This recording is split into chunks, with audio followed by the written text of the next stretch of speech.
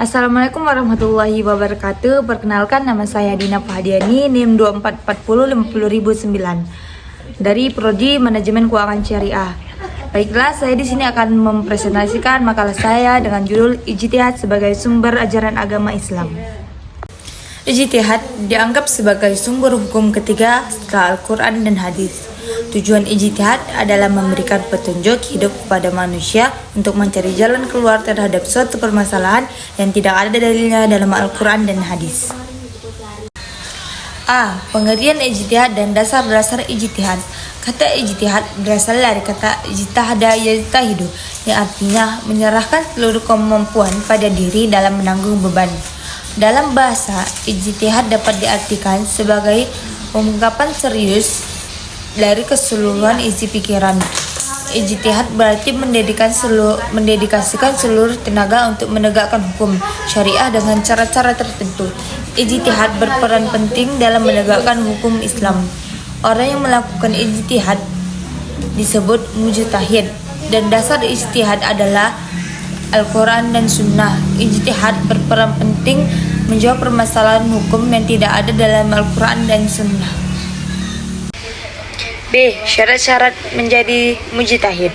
1. Pengetahuan bahasa Arab. Pengetahuan bahasa Arab yang baik mutlak diperlukan bagi seorang mujtahid karena Al-Quran diturunkan dalam bahasa Arab. 2. Mengetahui pengetahuan mendalam tentang Al-Quran. Pengetahuan Al-Quran sangat penting bagi seorang mujtahid karena Al-Quran merupakan sumber utama hukum syara. 3. Mengetahui ilmu sunnah yang baik karena selain Al-Quran, As-Sunnah juga berfungsi bagi hukum dalam Islam. 4. Pengetahuan tentang letak ijma dan khalifah. Ijma artinya hal-hal yang disepakati. Khalifah artinya hal-hal yang masih diperdebatkan. Sangat penting bagi seorang mujtahid. Hal ini memastikan agar para mujtahid tidak membuat suatu hukum bertentangan dengan ijma para ulama terdahulu. 5. Mengetahui maqasid al-syariah. 6. Mempunyai penalaran dan pemahaman yang baik. 7. Mengetahui pengetahuan tentang usul fikih.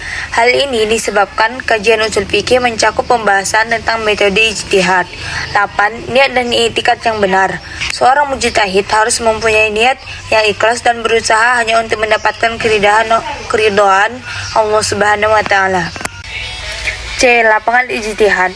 Lapangan ijtihad adalah ruang lingkup di mana seorang mujtahid dapat menggunakan akal dan penalarannya untuk mengeluarkan hukum-hukum. 1. Ijtihad mutlak. Ijtihad yang paling luas, di mana mujtahid bebas mengeluarkan hukum berdasarkan sumber-sumber Islam.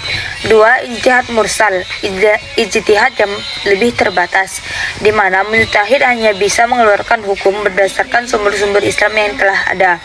3. Ijtihad taklid. Ijtihad yang paling terbatas, di mana mujtahid hanya dapat mengikuti pendapat mujtahid lain yang lebih senior. D. Hukum ijtihad. 1. Fardu ain. Dikatakan fardu ain jika ijtihad untuk perkaranya sendiri dan harus mengamalkan hasil ijtihadnya. 2. Fardu kifayah. Dikatakan fardu kifayah jika permasalahan yang diajukan kepadanya tidak dikhawatirkan akan habis waktunya. 3. Sunnah. Dikatakan sunnah jika ijtihad menemui masalah baru baik diminta maupun tidak. 4. Haram. Apabila ijtihad ditentukan oleh qat'i karena bertentangan dengan syara. Ijtihad Nabi Muhammad SAW. Salah satu contoh ijtihad Nabi Muhammad SAW adalah 1. Penentuan waktu sholat. Nabi Muhammad SAW melakukan ijtihad dalam menentukan waktu sholat. Awalnya, Nabi Muhammad SAW dan umat Islam melakukan sholat pada waktu yang tidak pasti. Namun, kemudian Nabi Muhammad SAW menerima wahyu untuk menentukan waktu sholat yang pasti. Baiklah, sampai di sini saja presentasi dari saya. Kurang dan lebihnya saya mohon maaf. Wassalamualaikum warahmatullahi wabarakatuh.